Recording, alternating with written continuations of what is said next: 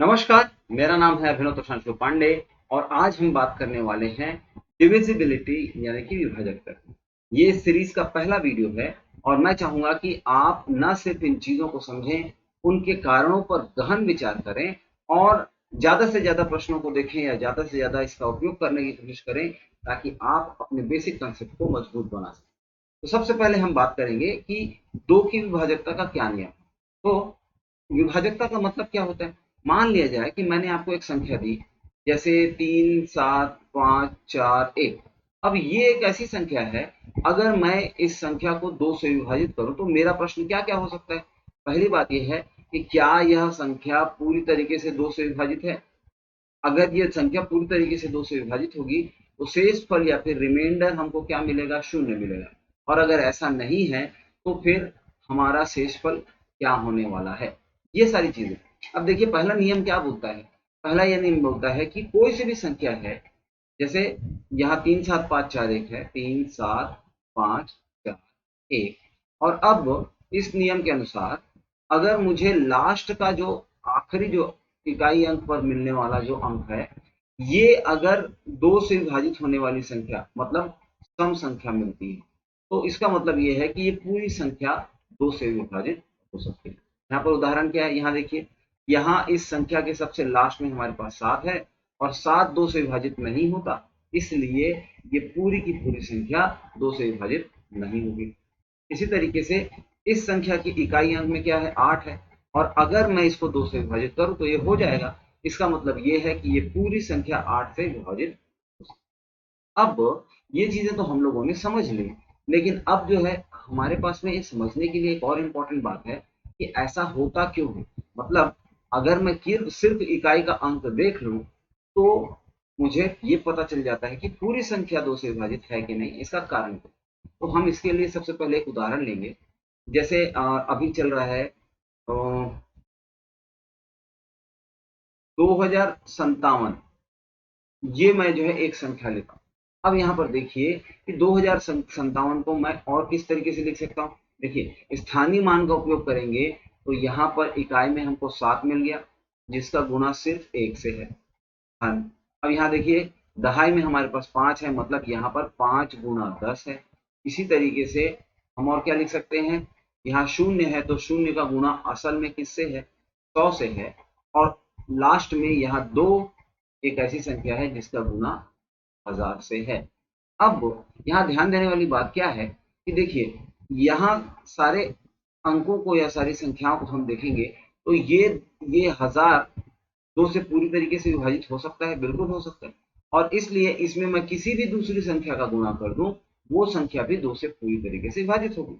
इसी तरीके से यहाँ 100 है और 100 के साथ में मैं किसी भी संख्या का गुणा करूं, वो संख्या, क्योंकि 100 खुद भी दो से विभाजित हो सकती है, इसलिए सारी संख्याएं दो से विभाजित होने वाली है जिनका मैं गुणा 100 से करूँ। 5 के साथ में वही है कि 10 पूरी तरीके से 2 से विभाजित होता है, तो फिर इस जगह पर मैं 5 लिखूं या 6 लिखूं या 9 लिखूं, ये जो भी संख्या बनेगी गुणा होकर, वो 10 से पूरी तरीके से मतलब 2 से पूरी तरीके से विभाजित होगी ही होगी। लेकिन अब इकाई की संख्या बोलिए तो ये जो 1 है, ये तो 2 से विभाजित होने से रहा। तो हमको यहाँ चेक करना पड़ेगा कि ये जो संख्या हम यहाँ पर सेलेक्ट कर रहे हैं, क्या ये दो से विभाजित होती है। अगर हम लोगों ने 6 लिया होता तो दो से विभाजित करके हमको उत्तर आता 3। लेकिन क्योंकि यहाँ पर 7 है और 7 दो से विभाजित नहीं होता, इसलिए ये पूरी संख्या दो से विभाजित नहीं होगी। आपको कारण समझ में आया होगा और जब आप इसके कारण सीख लेंगे तो आप फिर खुद ब खुद जो है आपको इसको रटना नहीं पड़ेगा, इसको याद करना नहीं पड़ेगा। तो चलिए इससे जुड़े हुए कुछ उदाहरण देखते हैं। इस संख्या में बताइए कि क्या यह दो से विभाजित है। इकाई का अंक देखेंगे और यहाँ इकाई पर क्या है? इकाई में 7 है, इसलिए ये संख्या दो से विभाजित नहीं है। अगला, तो अगला देखिए, यहाँ पर इकाई का अंक क्या है? 6 है और 6 जो है एक सम संख्या है, इसलिए ये दो से विभाजित, पूरी संख्या दो से विभाजित हो सकती है। अगला प्रश्न देखिए। अब देखते हैं कि 4 से विभाजकता का नियम क्या है। तो 4 के विभाजकता का नियम है कि अगर हम किसी भी दी हुई संख्या के लास्ट दो अंक देख लें, मतलब मैंने आपको मान लीजिए ये प्रश्न दिया यहाँ 27, 99, 75, 64। अब देखिए इस संख्या में तो इस संख्या में जो आखिरी के दो अंक हैं, हम सिर्फ इसके ऊपर ध्यान देंगे। और अगर इन आखिरी के अंकों में ये दोनों संख्याएं मिलकर विभाजित हो जाती हैं 4 से, मतलब यहाँ देखिए तो 16 दूनी 32, 16 तिया 43, 16 चौके 64, मतलब यहाँ 4 से विभाजित करने पर शेषफल क्या आता है? 0 आता है। ये संख्या पूरी तरीके से 4 से विभाजित है, तो हम ये कह सकते हैं कि ये पूरी संख्या भी 4 से विभाजित है। अब देखते हैं यहाँ के उदाहरण। लास्ट में क्या है? 73 है, और 73 क्या 4 से पूरी तरीके से विभाजित होता है? उत्तर है नहीं, इसलिए ये संख्या 4 से विभाजित नहीं होने वाली है। लेकिन यहाँ 64 है, और 64 4 से विभाजित होता है, इसलिए ये संख्या 4 से पूरी तरीके से विभाजित होने वाली है। अब देखते हैं हमारे कारण की ओर। तो कारण क्या है? जैसा कि हम लोगों ने देखा था कि दहाई से ऊपर की सारी संख्याएं असल में 2 के पहाड़े में आती है। अब यहाँ हम एक संख्या लेंगे क्या? 153, 719 और 5, यहाँ देखें। अब इस संख्या के बारे में अगर हम देखें तो हम इसको इकाई का जो मतलब स्थानीय मान के हिसाब से कैसे व्यवस्थित करेंगे? तो यहाँ 6, एक के बाद में 1 गुना 1 2 3 4 5 6, हाँ 5 के बाद में 5 गुना 1 2 3 4 5, हाँ 3 के बाद में 4 शून्य वाली संख्या, 7 के बाद में 1000, हाँ 1 के बाद में 100, और अब देखते हैं 9 के बाद में 10 और 5 के साथ में 9 के बाद में 10 और 5 के साथ में 1। अब यहाँ ध्यान देने वाली बात क्या है? देखिए कि अगर मैं बड़ी संख्याओं को देखूं तो क्या यह 4 से पूरी तरीके से विभाजित होगी? बिल्कुल हो सकती है। देखिए यहाँ पर 25 गुना 4 होता है 100, तो मतलब कोई भी संख्या जिसको हम 100 से गुणा कर सकते हैं वो 4 से पूरी तरीके से विभाजित होगी। इसी तरीके से 1000 की बात करेंगे तो ये जो है 250 गुणा 4 हो जाएगा, ठीक है। और इसी तरीके से बड़ी संख्याएं जिसमें और ज्यादा शून्य आने वाले हैं, ये सारी संख्याएं 4 से विभाजित हो सकती हैं। लेकिन अब हम बात करेंगे 9 गुणा 10। यहाँ पर देखिए कि क्या मैं इस 10 को 4 से भाग दे सकता हूँ? नहीं दे सकता। तो इसका मतलब ये है कि अब मैं 10 से जो भी संख्याओं का गुणा करूंगा, जिस भी अंक का गुणा करूंगा, कोई जरूरी नहीं है कि वो अंक 4 से विभाजित होने वाली संख्या बना दे। इसका मतलब ये है कि अगर मैं 10 का गुणा 2 से करता हूं तो ये 20 बन जाएगा, जो 4 से विभाजित हो सकती है। लेकिन अगर मैं 10 का गुणा 3 से कर दूं तो ये 30 बन जाएगा, और ये 30 4 से विभाजित नहीं हो सकते। इसलिए अब हमको दूसरा वाला जो अंक है उसके साथ पहले के साथ साथ दूसरा, इन दोनों का ध्यान रखना पड़ेगा। अगर ये दोनों संख्याएं मतलब दोनों अंक मिलकर जो संख्या बनाती हैं वो 4 से विभाजित हो सकता है, तो बाकी की संख्याओं में तो 4 से विभाजित होने की क्षमता है ही। आप समझ गए होंगे बात को। अगर नहीं तो मैं अगले प्रश्नों के उदाहरण से ये चीजें समझता हूँ। यहाँ देखिए आखिर में क्या है, 2 अंक हैं और इन्हीं को हमको ध्यान देना है। ये 64 है जो 4 से विभाजित हो सकता है, इसलिए ये पूरी संख्या 4 से विभाजित हो सकती है। अगली बात करेंगे। देखिए यहाँ पर आखिर के 2 अंक क्या है? 57, और 57 किसी भी तरीके से 4 से विभाजित नहीं होने वाला है, इसलिए ये पूरी संख्या 4 से विभाजित नहीं होगी। लेकिन अगर अब मैं आपसे पूछूं कि अब इसका शेषफल या रिमाइंडर कितना आएगा, आप क्या बोलेंगे?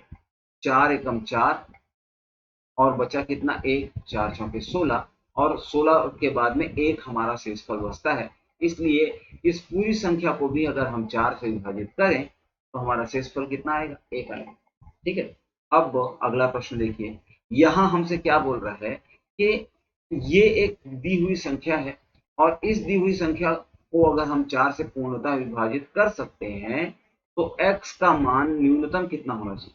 पहले तो आप डिविजिबिलिटी का रूल याद कीजिए कि 4 से विभाजित होने के लिए आखिरी के 2 अंक 4 से विभाजित होने चाहिए, मतलब x और 2 ये मिलके 4 से विभाजित होने चाहिए। अब बताइए x में मैं छोटी से छोटी कौन सी संख्या डाल दूं कि ये 4 से विभाजित हो जाए? शून्य डालने से ये 4 से विभाजित नहीं होगा। अगर हम 1 डालें तो ये हो जाएगा 12, और 12 4 से पूर्णतः विभाजित होता है। इसलिए हम x का मान क्या ले सकते हैं? 1 ले सकते हैं। यही हमारा सही उत्तर है। ठीक है, चलिए अगला प्रश्न देखते हैं। और अगले प्रश्न में क्या है?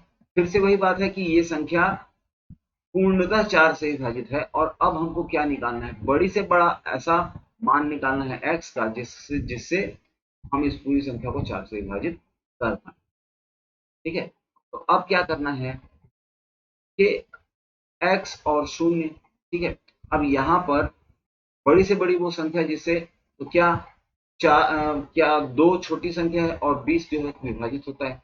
4 उससे थोड़ी बड़ी संख्या है और 4 दाम 40 होता है। 6, तो 6 अगर हम करें तो ये भी जो है हमको पूरी तरीके से विभाजित करता है। लेकिन अगर हम 8 का सिलेक्शन करें तो ये हो जाएगा 80, और 4 से भाग करने पर यहाँ पर 20 आएगा, ये बड़ी संख्या, इसलिए 8 हमारा सही उत्तर होगा। ठीक है, अब अगली बात करते हैं कि 8 से विभाजकता का नियम क्या है? डिविजिबिलिटी का मतलब तो विभाजकता होता है। अब 8 से कोई संख्या विभाजित होती है या नहीं होती है, ये कैसे पता करेंगे? तो देखिए, अगर किसी भी संख्या के आखिरी 3 अंकों के बारे में सोचा जाए और उसके बाद में ये 3 अंक मिलकर अगर 8 से विभाजित हो जाते हैं तो पूरी संख्या 8 से विभाजित होगी। उदाहरण ले लेते हैं, 2001 512। अब इसको अगर हमको 8 से भाग देना है तो क्या ये संख्या विभाजित होगी? इसलिए हम 512 को 8 से विभाजित करके देखेंगे, और ये 512 8 से पूर्णतः विभाजित हो जाती है, इसलिए ये पूरी संख्या भी 8 से विभाजित होगी। लेकिन अगर हम देखें इसकी बजाय 511 कर दें, तो 511 अगर आखिर में है 2001 511। अब यहाँ देखते हैं कि ये जो आखिर के 3 अंक हैं ये मिलकर जो संख्या बनाते हैं 511, ये 8 से विभाजित नहीं हो सकता, इसलिए पूरी संख्या भी 8 से विभाजित नहीं होने वाली है। अब अगला सवाल है कि यहाँ पर शेषफल कितना आएगा? तो देखिए, ऐसे अगर ये 512 होता तो संख्या पूर्णतः 8 से विभाजित होती, एक कम है मतलब शेषफल 7 आएगा। तो इस पूरी संख्या को भी अगर हम 8 से भाग दें तो शेषफल कितना आना चाहिए? 7 आना चाहिए। ये चीजें हम लोगों ने समझी। हम देखेंगे इसका कारण। तो कारण ऐसा है जी कि मान लेते हैं हम संख्या लेते हैं 3 4 5 6 7 8। अब यहां अगर हम इसके स्थानीय मान को लिखें तो क्या हो जाएगा?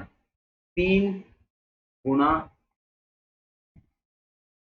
1 2 3 4 5 धन, अब 4 का गुना किसके साथ में है?